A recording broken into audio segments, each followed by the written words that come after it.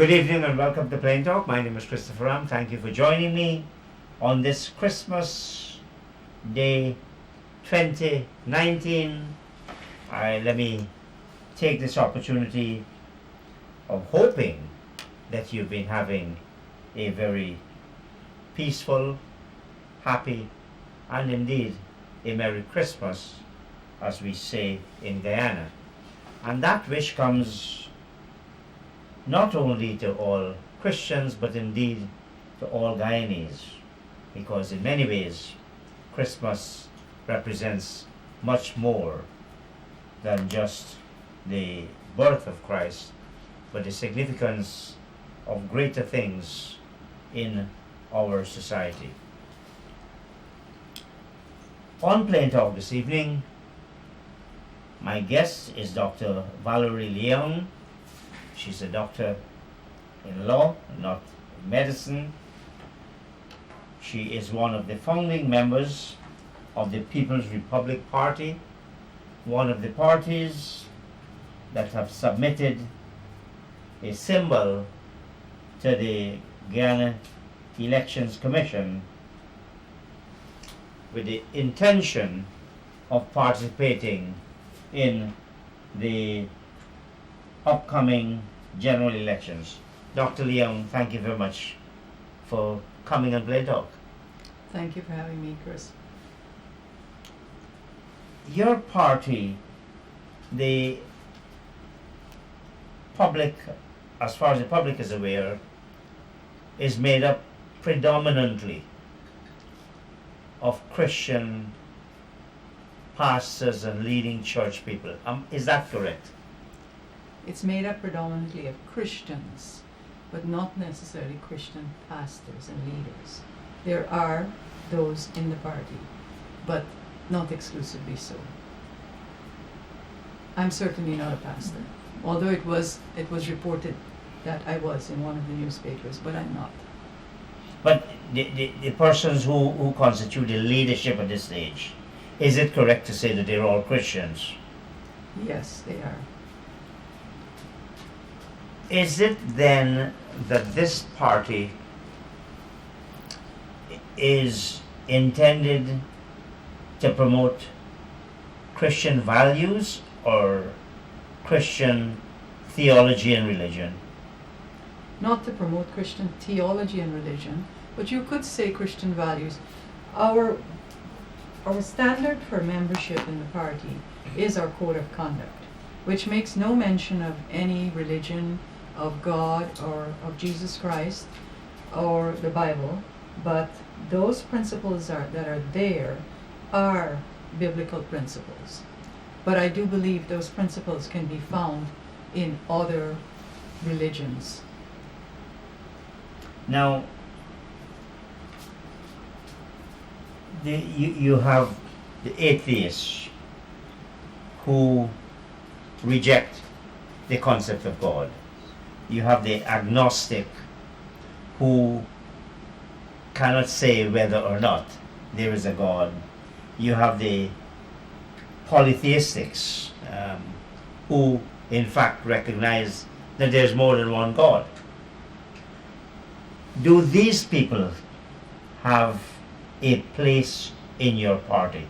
Can an avowed polytheist join your party? Can an avowed atheist become a member of your party? I want to emphasize, and I repeat again, our standard, in fact, for somebody to be a candidate, they must sign to that code of conduct. And the code of conduct says that if you should be found to be in violation of this, after let's say you're appointed to a position in government, or even while you're in the party as a candidate and member of the slate, then this can result in you being expelled from the party. But Dr. Leung, yes, go on.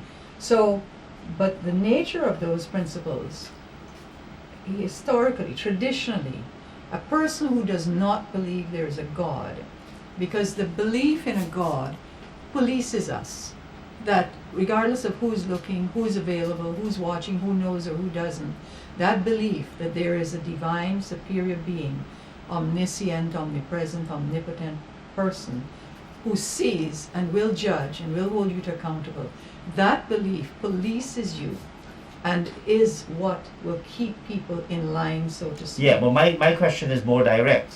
If someone rejects the concept of a God, can that person become a member of their party and indeed a candidate for elections? If they espouse and adhere to those principles in our code of conduct, but they are unlikely to do that. That has been my life experience, that they are unlikely to do that. So my question is, the atheists who reject any religion, they could not meet the standard of your code of conduct.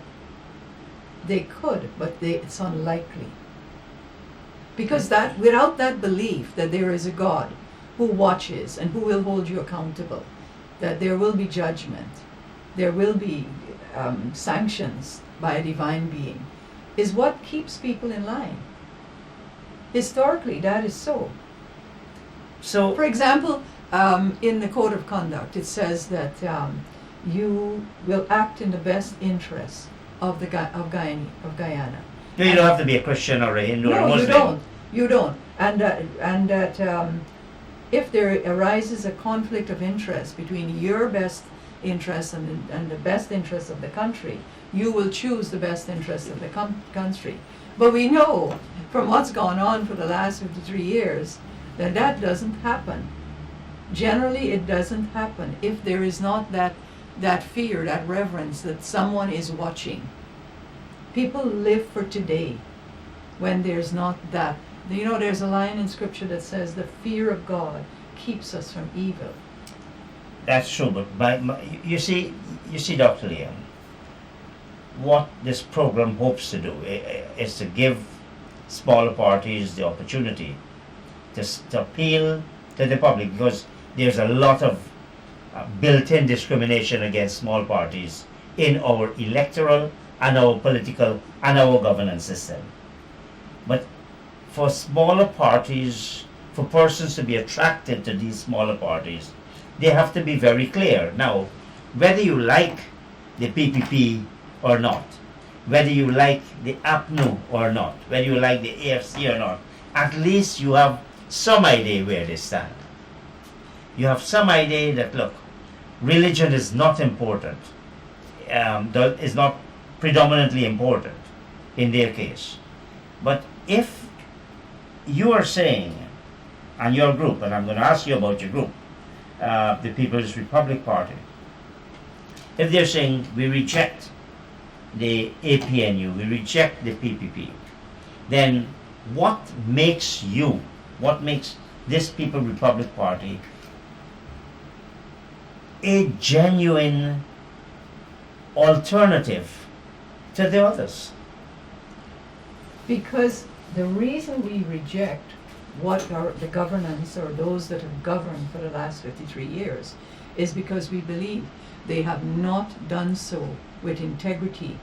The country is poor, the second poorest country in the Western Hemisphere and in CARICOM, because of one thing: corruption.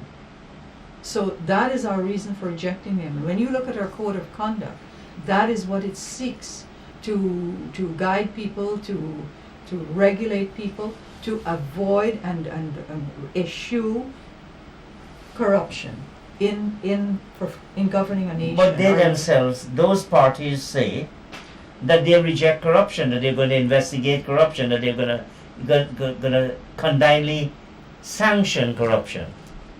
Yes, and do they? No, I'm asking you. And have they governed? Well, in an honest and political parties, as you've observed politics in Ghana, they say all kinds of things. Do they? And so you're saying to the viewers out there, look, we are going to be different. What makes you different? What's your defining quality? integrity. Not just that. The thing that is most important to us is integrity. Not to be covetous, not to covet what's in the national coffers and the money of the taxpayers and the national resources and such. Listen, You were saying what makes me different, or what makes What makes your party, what makes your my leadership? party I'm not. different, I'm right. not being personal. Integrity is what makes us different. But as you say, parties come all the time and make these promises. You don't know when they come into power what they will do. But what you do know is that the parties, the leaders we've had for the last 53 years, have not governed this country with integrity. There's been massive corruption. We do know that. And why would you go and vote for someone that you know after has been corrupt, has brought the country to poverty, kept the country in poverty, despite all its resources, that they have done that consistently after 53 years? And do you really think now that they're going to be different? All right, that brings me to the question of your leadership. Who would you say identify your key leadership and indicate to our viewers, look, these are persons who have a track record of speaking out on and condemning the corruption that I think we all associate with the leading parties, and which you say is endemic to those political parties. You want individual names? Yes.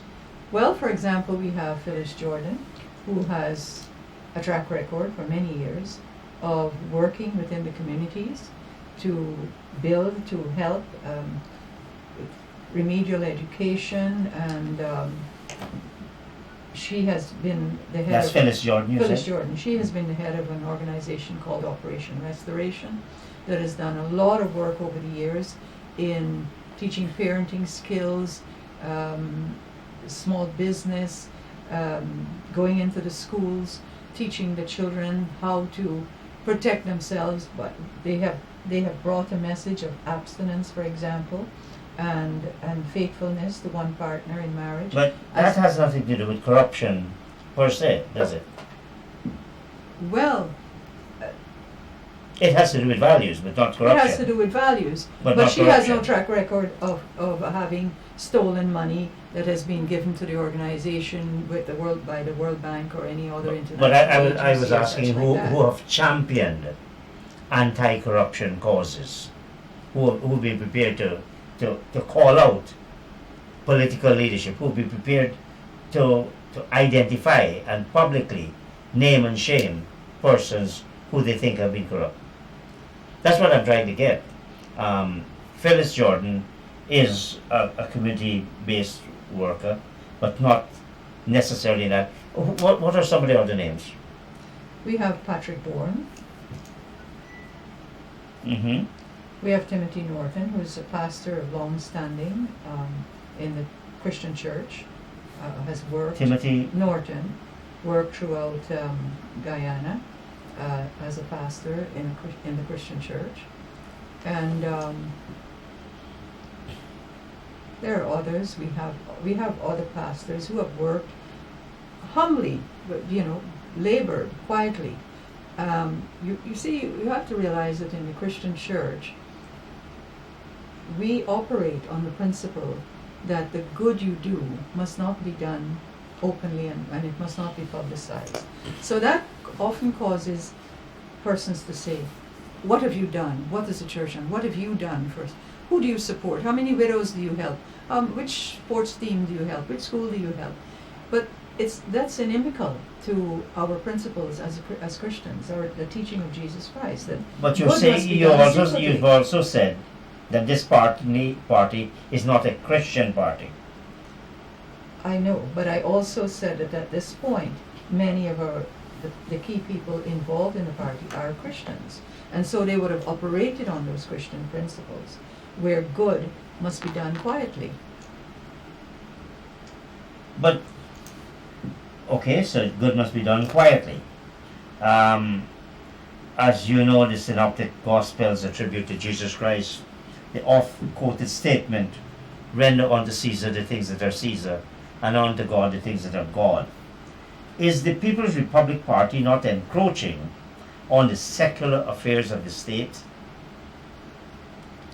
What does that mean? Are you talking? Well, I'm about, asking you. Are you talking about separation of state? Yes, and absolutely. religion? Yes. Well, that is a phrase and a term that is very glibly thrown out all the time, separation of state and church. What does that mean? Does it mean that anyone who is religious should not be involved in governance? No, it doesn't mean that at all. What it means is that neither the state must not impose any religious values, and we're not talking Christian only. You've got Modi in India, which is a good case of the state seeking to influence religion. But it also means that you keep them apart. Because as you know, Dr. Leung, our Constitution, Article 1, talks about indivisible, secular, democratic state. And that needs to be changed, in my opinion. But that's what it Right? is. But That's what it is now. But it needs to be changed. Well, how do you change it? By getting people in there who will change it, who disagree with it. I believe it should say that we are a nation under God. But let me take you up on this atheistic and this religious. What you're really saying is that no religious worldview is permitted. So any other worldview, any atheistic, any God-absent worldview can be imposed on the nation. Not imposed, but we are talking here about separation. In other words, you keep your politics out of the church, and you keep your church out of the politics. That's as perhaps most conveniently that I can state it. Well, I think it's foolish. No, well, tell me how. Because Tell me how it's foolish. I will. For example, I'm a Christian. My worldview is Christian. And that is so essential because my Christianity, my Christian values and beliefs and the teachings that I have submitted to inform how I do business. Yes. They inform how I enter into a contract, whether I uphold the contract or not. They inform. The law informs how you uphold a contract, not your religion. But the worldview of the people who make the laws will shape the laws. So let me finish.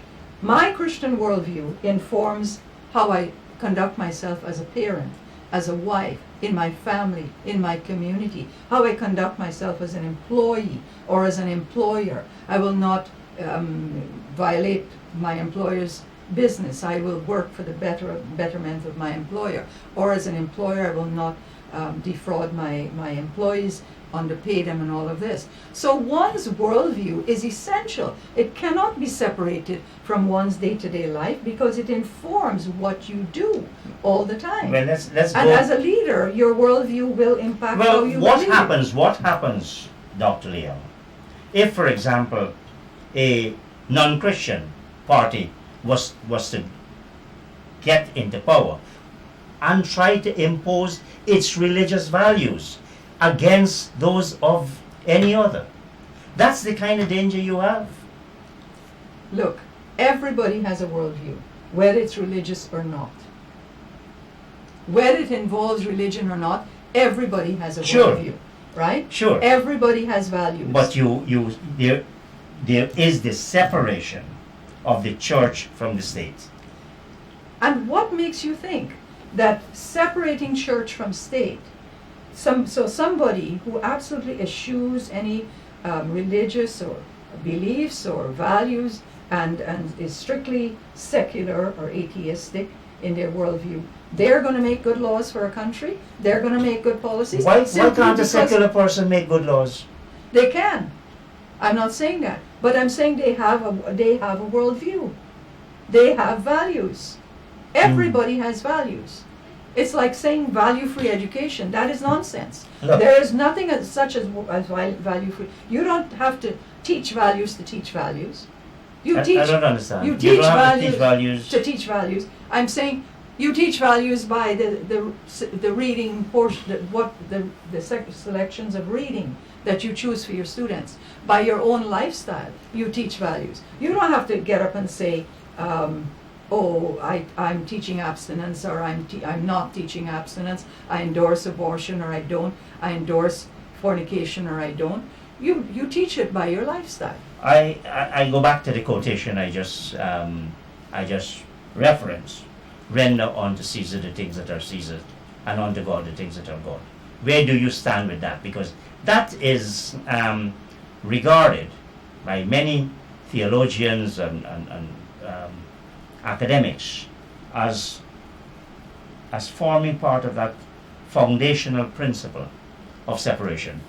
Where do you stand on that statement? The context in which Jesus Christ said that, if you will recall, he, perhaps you know, perhaps you don't, he took a coin which bore the image of Caesar, and he was speaking about not being able to worship two gods. You can't serve Mammon and God at the same time, because one is inimical to the other. Serving Mammon means covetousness, greed, dishonesty, theft.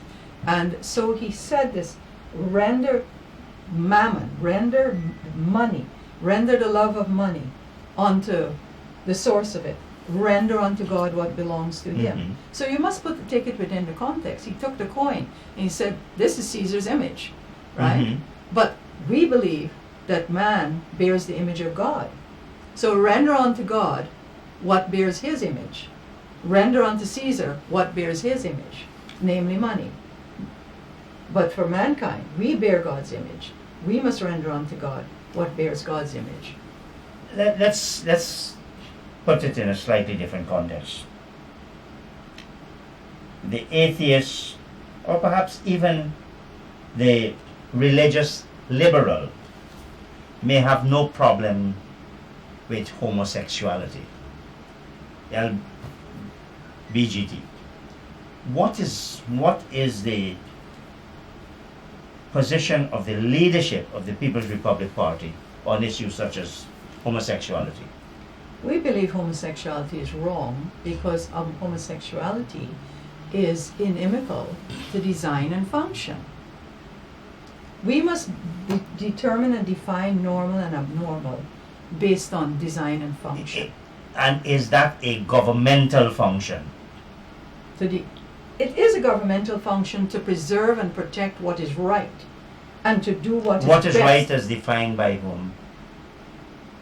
As I said, based on, we determine right and wrong linked to what is normal and abnormal. We define abnormal and normal based on design and function, not on whim and fancy and desire, which is what is going on. So you think homosexuality is whim and fancy and desire? That doesn't conform with science.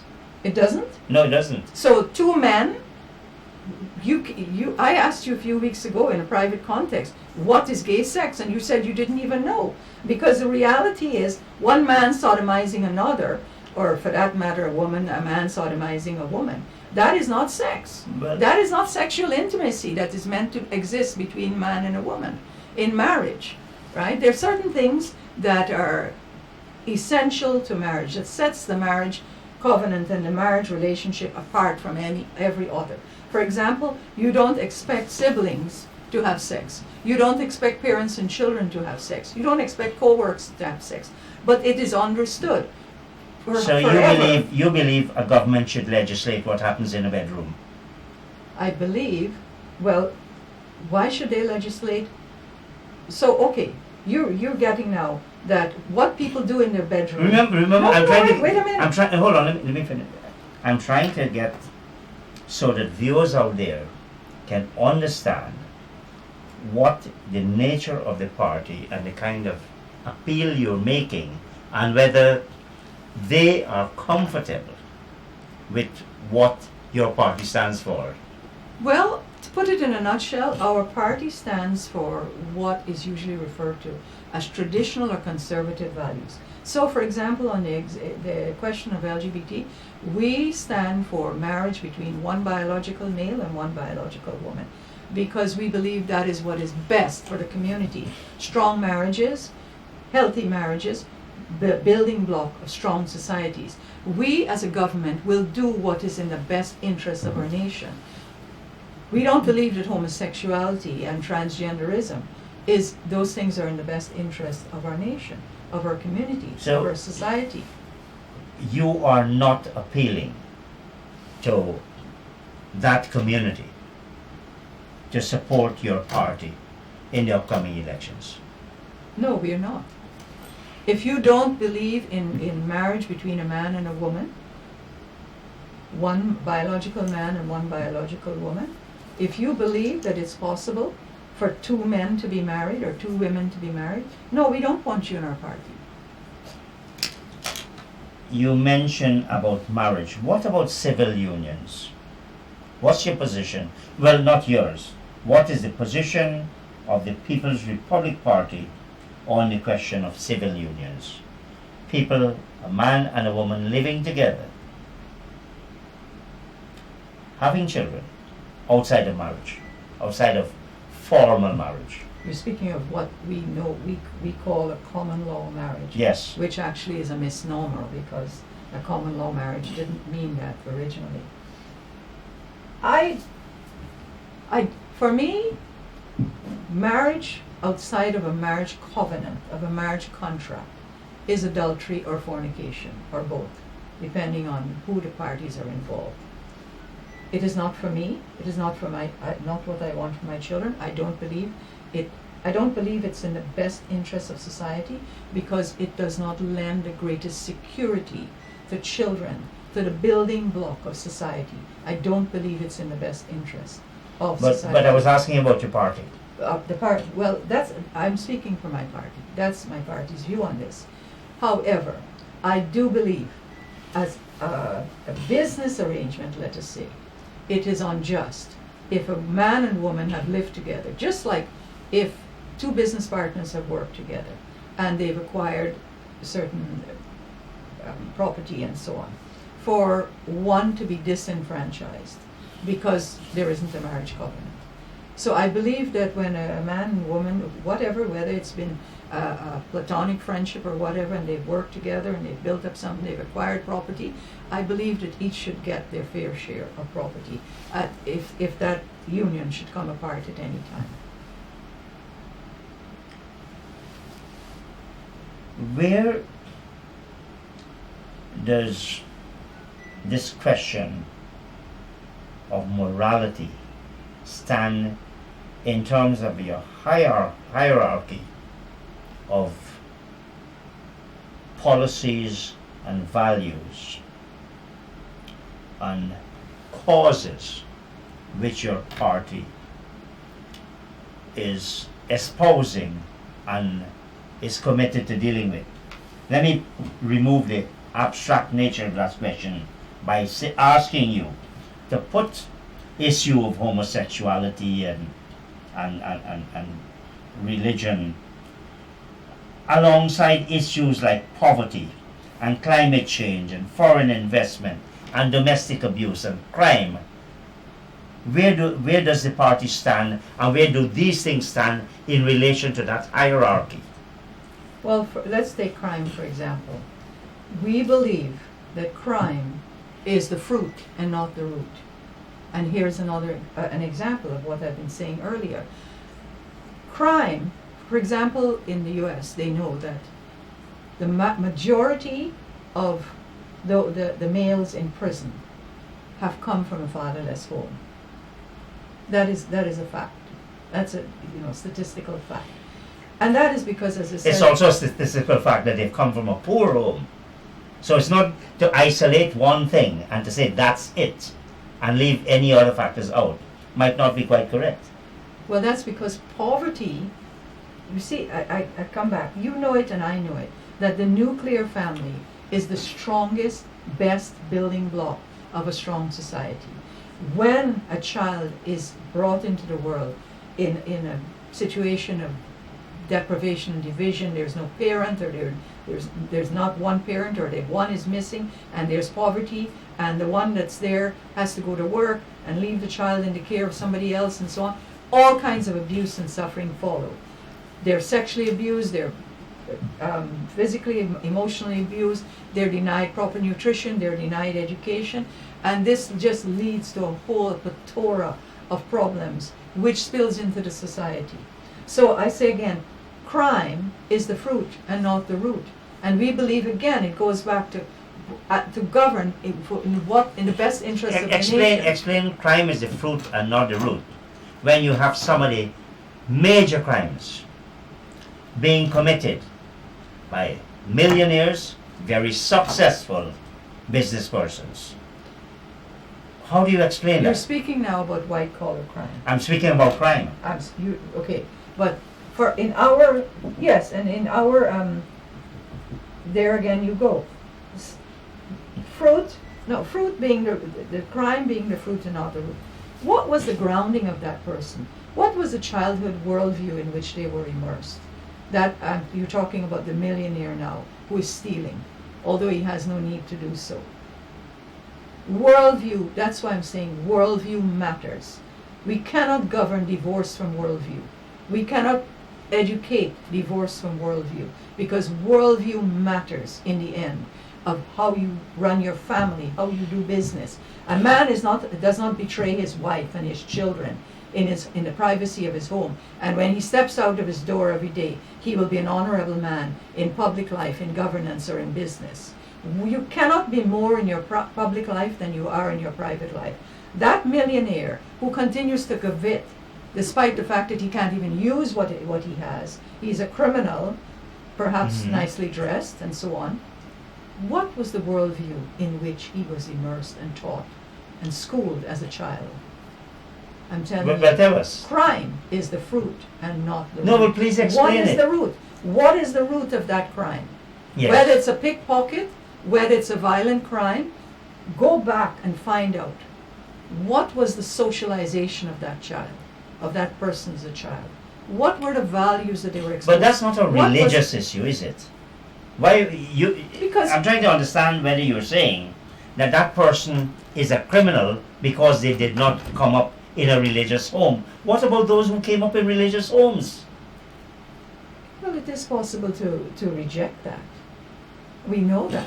Of course we know that there are people who, I don't even want to call names right here now, who were major leaders in this country that had religious parents, right? And went on to ruin this country. And to be involved in all sorts of, Well, I'm glad you're not going to ungodly name schemes. anyone because you might have to produce evidence to support what the accusation you want to make. But I'm saying that being brought up in a religious home is no guarantee that someone is not going to be committing a crime. Doesn't mean that that person is going to be an honorable mother or an honorable father. There's no guarantee about that. no, but it increases the likelihood.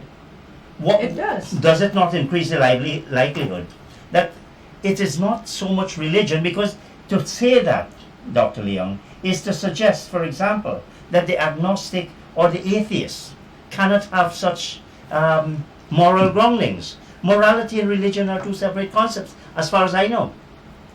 They're not two separate concepts.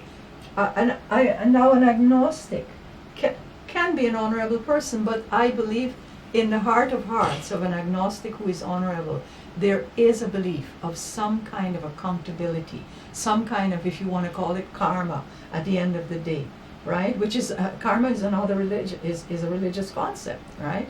But I'm not to say that an agnostic person cannot be an honorable person. Mhm. There are people who were brought up religious who are not honorable. I know that. I have personally been their victims, one of their, victimized by such people. But when I say crime is the fruit and not the root, I go back to, for example, the jails, our jails here, filled with young people with all kinds of crimes. You see them in the newspapers, so youthful, and they've been shot and killed because they were involved in some kind of crime. Oftentimes, you check it out. What was the upbringing? Was there deprivation? Was there abuse? So it's was poverty there is a neglect? social issue rather than a religious issue. That's the point I'm trying to make. It need not be religious. Poverty attends, for example, we know that where there's divorce, single parents, there's a lot less financial resources after a divorce, for example.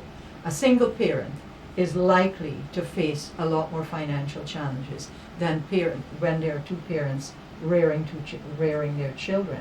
So, but poverty and what I would call immorality, where children are born into the world, the parents are not married, they're not committed to each other, or if they are married, they're doing their own thing, and the children are the victims. and it's just a domino effect. They might have poor nutrition. They're left unprotected. They fall prey to people who will abuse them in one way or another.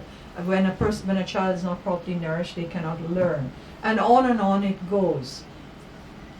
So I'm saying that these values, whether you're an atheist or a religious person, the value for marriage, a strong marriage, one man with one woman, caring for those children, nurturing them, honesty as an employee, as an employer, integrity in your marriage vows and such things. These things go a long way to benefit the society. But you see, and those are the things that should be promoted. Fine, should be promoted. But you have issues that have nothing to do with marriage. For example, climate change. Mm-hmm. For example, our attitude to foreign investment. Those things have nothing to do with marriage. Greta Thunberg is a 16-year-old child. That has nothing to do with marriage. She comes from a liberal home. Yes. And what is your point? What is your point with Greta? Greta is being taken around the world by very highly financed individuals, right? Going in a yacht and all of that. What kind of footprint was left to build that yacht? Look, listen, I'm saying again, your worldview impacts how you're going to deal with a foreign investor. Yes, we have it but it right has nothing here to do in with front of marriage. us. It has nothing to do with marriage. I'm saying your No, worldview. you're putting everything in the context of marriage. I am not. Okay, I am not. You are. I am not doing that. Oh, I was I saying. didn't mention marriage. I am saying an example of how crime becomes a fruit where a child has not been brought up in a secure home and so on, and a strong marriage and so on, and that marriage and a nuclear family, a healthy nuclear family, is the best building block for society. But we're getting back now to worldview. How worldview informs how I deal with the foreign investor. I want to take you up on something you just said, Greta Thunberg. You said she's being taken around. Do you support the Time magazine making her the Person of the Year for 2019? Or do you take the view that she's just being manipulated by the media? I don't believe she should be Person of the Year. Listen, I lived in Alberta for 11 years. Alberta, its two main sources of revenue are agriculture and it's oil and gas. And since all this environmental, now those oil companies have gone out of their way. There's been so much improvement in technology and so on to avoid pollution and all of this. Canada's footprint compared to India and China's footprint is minuscule, and yet they have harangued and targeted and victimized the oil and gas industry, and if you let them, they will do so for agriculture too, because cows produce all kinds of gases that... This is interesting. We've just had a situation with ExxonMobil and gas leak.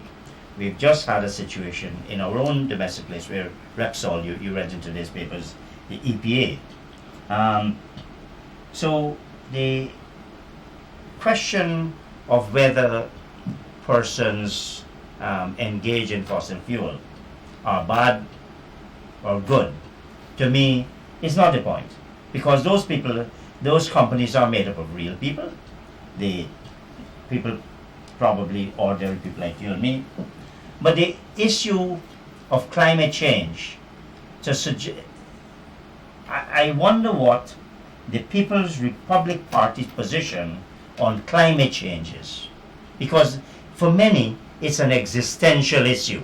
It's whether, for example, this world will be able to survive another 150 years if we continue on the path that, for example, the lead in Brazil or the lead in the United States of America. Those are all real issues, and I'm asking you to tell us how the People's Republic Party will deal with those secular issues. They have nothing to do with religion, in my view. This whole climate change thing but we're talking specifics now? You Yes. want to talk about climate change? Yes. You know that there are scientists out there who have a completely different school of thought, who do not endorse all this chicken little. That the is sky is- rubbish. that That the is sky rubbish. falling. No, That I is don't rubbish. agree with that. Those No, many of no. those Scientists. many of those Dr. Leung are paid by the industry. That listen, over 90% of the world scientists are saying, and I want to know what your party thinks. Don't tell me what those scientists think. What your party thinks. Do they believe that climate change is, as Donald Trump is saying, a hoax, or is it a real threat to humankind? I believe it is. It's somewhere in between the two. I don't believe are we going to say like Miss Greta is going about. Oh, we must eliminate all fossil fuels. It is simply not realistic. It is not realistic. She was taken by a yacht to Australia or whatever for some climate change. Somebody flew on an airplane from Europe to captain that ship. Mm-hmm. This is hypocrisy. Okay. Right? So you believe took a chart you in believe the that Greta airplane. Thunberg is a hypocrite. No, I Fine. don't say she's a hypocrite. I do believe she's being used by, and she's being But funded. you're evading Greatly my question. funded. You're evading my question. People's Republic Party, where does it stand on this issue of climate change? Is it pro fossil fuel, or is it cutting back on the carbon footprint? For example, in our governance of Guyana, we would seek to develop alternative green sources of energy. And why would you do that? Because Is it because you recognize that the current path is perhaps leading us to destruction? I believe there needs to be a cutting back, as you said, a balance. But to say that we are going to eliminate fossil fuels, it's just not viable at this time in our history. And if I can refer to Alberta again, more than 100,000 jobs lost because of the carbon taxes that have been imposed on the oil and gas. So they've stopped. They were about to develop new plants and do more research and Well, so on. They've stopped. You did talk about statistics, and it is quite true as well that those who advocate steps to deal with climate change are creating and therefore a green economy are in fact creating more jobs than they're displacing. Do you accept that? When they create a green economy? Yes. Well, I'm not sure about that because, for example, in Ontario, billions of dollars were spent on developing green energy sources, so to speak. And then in the long run, it turned out that they weren't viable. You still needed the fossil fuels. And all it did was run up a lot of debt for the province. But you would say, reduce the reliance on fossil fuel and move towards a green economy. That's what the People's Republic Party would advocate. We would do And that. why? Because I believe it's healthier for the planet, I do. And it's viable and it's cheaper. So, for example, we have waterfalls all over this country. Why can't we develop small hydro plants that will, because that's one of the deterrents to investment and progress in this country is the high cost of energy. all the very significantly, we had some blackout today, Christmas. All the evidence is that the Mila Falls is probably one of the lowest hanging fruit in terms of the generation of electricity via that means. Do you support the Mila Falls project, I don't. hydroelectric project? I don't. Why not? Because I believe it was a big setup to have a wholesale stealing of taxpayers' money, and that is exactly what went on. So As what far would as you do? What I'm- would you do? What I would your pref- party do? We would prefer to develop small, for example, in Rupununi, there are 2 falls that have enough of a drop to generate and has water all year round. As I am told that Amela Falls does not have a sufficient Mhm. flow of water year round to run a hydro plant. Yeah. So why did they go to it? So you said small ones. can those small ones support the broad economy? Do they provide the economies of scale to say transport that energy via lines to your central grid, wherever your central grid is? That's not what we envision. Our vision is that, for example, okay, you have one small falls Yes. that year-round has enough of a water flow to generate, to run a hydro station. You have the From- name of that falls?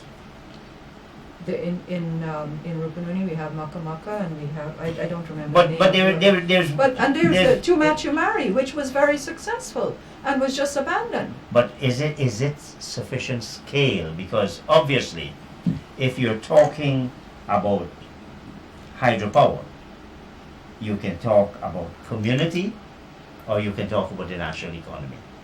Which So Abaila was being considered in a broader context. and clearly was not even viable. Even the road hasn't been built. All the money has disappeared and been stolen. But let's get back to Well, this. you say stolen. That's a little bit, for someone trained in law to just say stolen suggests that there's a thief. And who is that thief? They know.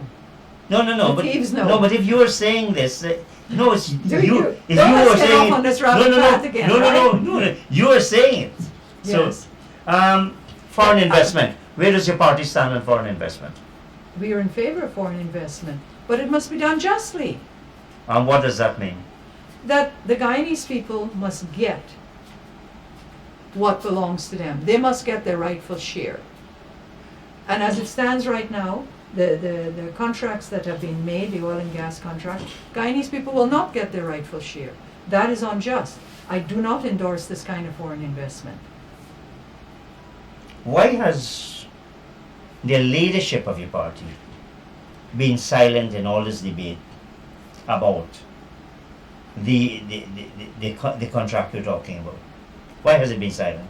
I'm here talking about it right now. No, for the first time. I'm here talking For the about first it time. right now. So what's your objection to this to the contract? I feel the terms of the contract are unjust. Let me. The investor will get much more of a share and the Guyanese people will get very little. And you should tell the audience that Tullow is one of your customers. Yes, it is, and I've said that before. No, well, you need to tell them now. Yes, I Tullow have is no one problem of with your that. customers, yes. So that's all, not customer, client. Client. Mhm. That has nothing to do with it. Well, it might affect you. It might bias you. No, I'm asking you, what is your specific objection? In terms of the income that the Guyanese people will get, So you think we should get a bigger share? I do. Simply, yes, of course I do. Do you know you're a lawyer? Do you believe the stability clause in the SO contract is sustainable at law? In terms of the contract being inviolable, is that what you mean? It says that this contract cannot be amended, not even by a national parliament, to the detriment of the oil company. Well, I believe it has to be amended, even if it means bringing civil society out on the streets and letting the international No, I was community asking you a know. professional question there. Mhm. Whether you believe that the stability clause is sustainable in law. I do not believe so, because if the clause has been based on injustice, I believe it can be challenged. And you think injustice was at work? Certainly, for them to draw up a contract with all these, unjust and disadvantageous terms to the Guyanese people, causing them to lose so much, and then for them to stick a clause in there that says this contract cannot be changed if it is to the detriment of, certainly that's injustice. And that is an example of the bigger and the stronger taking advantage of the lesser. All And right. that should not The be. operator is signaling me, so Yes. There are some key things we didn't get to I know. because you went on and on about this religion thing. Well, Right? that's my right. As if That's my right. As if this is the only thing in our party. Well, That's not what we are all about. Okay, I want to ask you this one, Dr. Leung. The history of small parties is that the votes cast for those parties, other than the AFC, and to a smaller extent the United Force of the 60s, that votes cast for those parties are in fact wasted because they don't get enough support to win seats either in the geographical constituency or in the national top-up. I don't agree with that. No, but that's what the history, that the figures show that. And I had a record which I showed on the last program. The elections since 1997 have shown that parties, the smaller parties, do not get enough votes to get a seat in the National Assembly. Does that not make the case for smaller parties, in fact, to get together rather than to go there, one group here, one group there, and where resources are so thin? Well, certainly that's their prerogative. But in order to get together, as you put it, you know there's a line in scripture that says the two cannot walk together unless they agree. So of course they would have to have shared values and shared goals. And if a party, if there are no other parties with which you share goals and you share values, then it's not possible to come together with them. But I believe that our electoral system is really geared to keep two main parties in Which is the point I'm making. Yes, and, Which is then, what- and that needs, So- we need to have electoral So, reform. well, how do you get this without getting in power? That's the chicken and egg situation. Right. Y- Yes, Small parties. yes, How do you yes. get into power? Now, particularly when small parties are not prepared to challenge some of the laws that are really undemocratic. I have argued before that the law that says you must contest in 6 of the 10 geographical constituencies, making up 13 of the 25, that's not democratic. I rely on Article 1, secular, indivisible, and democratic. Democratic, yes, But that is a-democratic, I anti-democratic. agree. Why are the small parties, why maybe you as an attorney, not trying to challenge us as a Well, legal person? I told you before we started this show, there was something that I want to bring to the attention of the small parties and of Guyana and of GCOM. And that is that I feel that the whole timeline that was set up and put in place in the lead up to nomination day has been unjust, it has been unreasonable, and nomination day should be postponed because it has put small parties at a great disadvantage. Have you called on the other small parties to support you on No, this I have question? not. I Why have not not? spoken with them. I just haven't. But I'm hoping actually that that some of them may be listening and may agree with me and let us take this matter up do you together. think the average vote out there understands the implications of what you're saying? In this brief discussion, to say, okay, we support the People's Republic Party in this matter. Of this postponement of nomination day? Yeah. Well, I haven't really given you the details of why I feel that it's No, forget the details. the Well, timeline was unreasonable. have you raised this and with unjust. GCOM? Have you raised this with GCOM? No, I'm hoping to do so. You see, all that is a part of why this whole lead up to the nomination day is unjust and unreasonable. Is the fact that major holidays are falling in the short period that has been given from the time nomination day was announced to the time it will take place. That's indeed true. That's indeed true. But it's also true that this was announced about a month ago. It was announced on the 30th of November. Yes, The roughly. day that it was announced, the forms that candidates have to fill out were not available. Those forms were not released until the next week. Imagine that. The forms that candidates must fill out in front of a JP or commission were not involved, were not That's available. forms to be submitted by the 10th of January. Right, they were not. So they did that thing. They came the next week. It's Right? also true. Now, I am not enthusiastic about the manner in which GCOM has conducted itself. But it is true that the law says you must have a minimum period of 32 days. Prior to the elections. Elections, yes. So that means Between nomination. they could postpone nomination date to, let's say, the 25th of January. But Even that would give the small parties a My breather. question though is, why wasn't this raised earlier if this was seen as a major issue? Well, maybe it's only been seen by me, but I think, parties generally feel we just have to run with what we've been given and dealt the hand we've been dealt with. But I'm saying here tonight, and I'm hoping that leaders from other parties are looking, that this is wrong, it is unjust, and that date needs to be postponed. Imagine the training for representatives of parties, which would be mostly the new parties who would need this training, was not done until the 19th of December. Nomination day was announced on the 30th. On the 19th, where you have very little time left before nomination, that's when training is being done as to how to go about filling up these forms and all the protocols and processes that have to be observed. On the 19th. One of the big problems that keep surfacing about elections, campaign financing rules. Now, it is not true that there are no campaign financing rules. The Representation of the People's Act, in fact, sets out some fairly restrictive rules.